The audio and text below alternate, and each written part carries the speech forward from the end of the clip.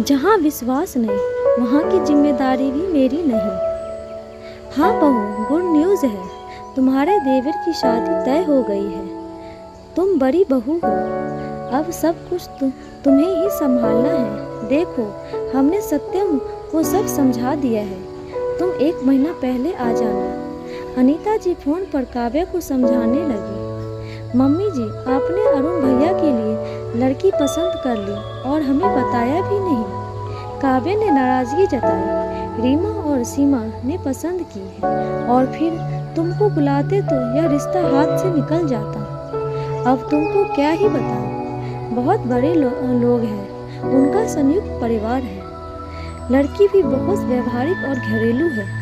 अब मुझे और क्या चाहिए? कोई 2 वक्त का खाना और चाय नाश्ता दे दे, मैं तो उसी में निहाल रहूँगी। अच्छा, अब बातें बहुत हो गई, शादी वाला घर है, बहुत काम पड़े हैं, तुम जल्दी से आ जाओ। अनीता जी ने नई बहू के गुणगान के साथ काव्या को ताने भी मार दिए। मम्मी जी, दोनों दीदी कब आ रही है? काव्या ने पूछा। रीमा और सीमा सीधे हल्दी वाले दिन आएगी, वैसे उन्हें बोल दिया है कि सारी शॉपिंग कर ले, अनीता जी ने बताया और फोन रख दिया। तो क्या कहती हो, किस दिन का रिजर्वेशन करवा दूं? सत्यम उसकी तरफ देखते हुए बोला। आप कब जाएंगे? सत्यम के सवाल पर काव्या ने सवाल कर दिया। मुझे 10 दिन से ज़्यादा छुट्टी नहीं मिलेगी, तुम्हारे अगले हफ्ते का करवा देता हूँ। तुम और मीठी चले जाओ, माँ को सहारा हो जाएगा। घर की बड़ी बहू हो, तुम्हारा फर्ज बनता है। सत्यम मीठी को गोद में लेते हुए बोला। बड़ी बहू का फर्ज, ये अपने और मम्मी जी ने सही कहा। ऐसा क्यों है कि घर के काम करने के लिए बड़ी बहू को याद आती है, लेकिन घर के फैसलों में बड़ी बहू को ना शामिल किया जाता है और ना ही उससे राय ली जाती है।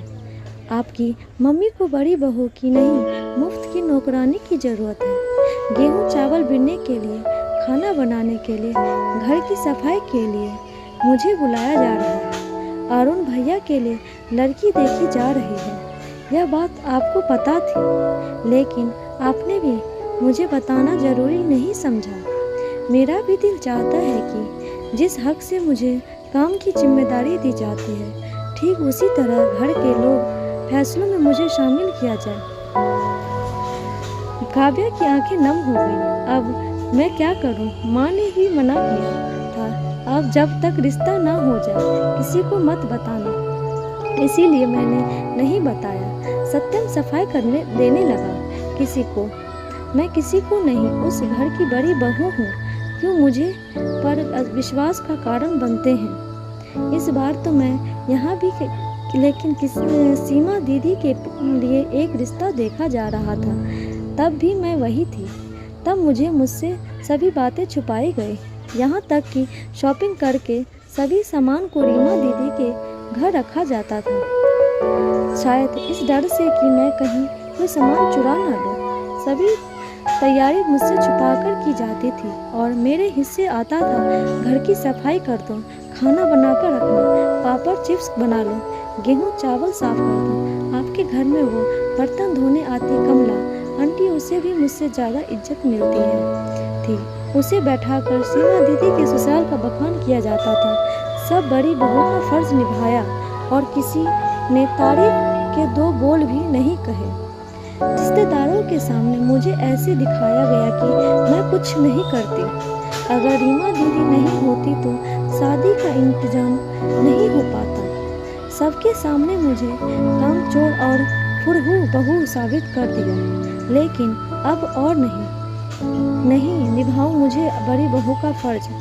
मैं कामचोर और फुरहू हूँ और वही रहना चाहती हूँ। आपके साथ जाऊँगी और आपके साथ ही वापस आऊँगी। घर की बड़ी बहू हूँ, कोई मुफ्त की नौकरानी नहीं। इज्जत और प्यार, अपनापन देने तो मैं भी दूंगी, वरना तेरा तुझको अर्पण। काव्या की आंखों में दृढ़ निश्चित देख सत्यम भी कुछ नहीं बोल पाया। 2 दिन बाद अनीता जी का फिर फोन आया। वो यह पता करने के लिए कि काव्या जिम्मेदारी लेने ससुराल कब आ रही है। माँ काव्या नहीं आ पाएगी। आपने अगर उसे बड़ी बहू का अनुमान दिया होता तो आपको यूँ फ़ोन नहीं करना पड़ता, वो खुद ही आप अब तक पहुंच गई होती। वैसे भी सभी इंतजाम रीमा दीदी और सीमा की मदद से आप कर रही हो, तो बाकी सब चीज़ों की जिम्मेदारी भी उन्हें ही दे दीजिए।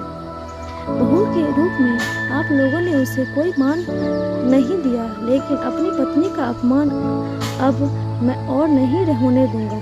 काव्या और मीठी मेरे साथ ही शादी में शामिल होने आएंगे। सत्यम की बातों को सुनकर काव्या दौड़कर उसके गले लग गई। दोस्तों, आपको ये कहानी कैसी लगी कमेंट बॉक्स में ज़रूर बताएं और लाइक शेयर सब्सक्राइब जरूर कीजिएगा।